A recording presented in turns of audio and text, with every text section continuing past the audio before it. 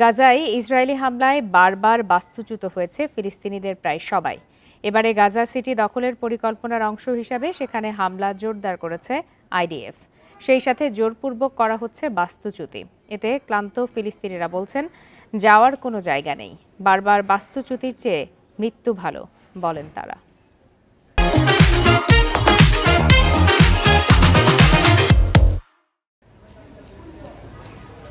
নতুন করে ফিলিস্তিনিদের গাজা সিটি থেকে সরে যাওয়ার নির্দেশ দিয়েছে ইসরায়েল। সোমবার লিফলেট দিয়ে দক্ষিণে চলে যেতে বলে আইডিএফ। অন্যদিকে শহরের পশ্চিমাঞ্চলে সামরিক অভিযান বাড়িয়েছে তারা।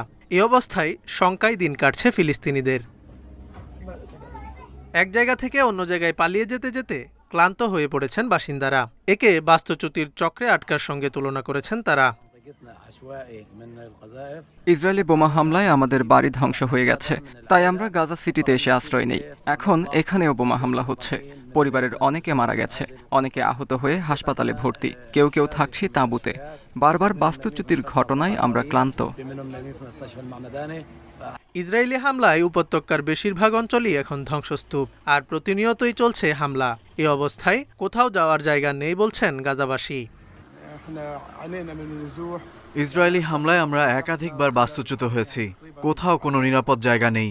একের পর এক ভয়াবহ পরিস্থিতির সম্মুখীন হচ্ছি। এভাবে বেঁচে থাকার কোনো মানে নেই। প্রতিবার জায়গা বদলানো খুবই কঠিন কাজ। আমরা চাই এ যুদ্ধ তাড়াতাড়ি শেষ হোক।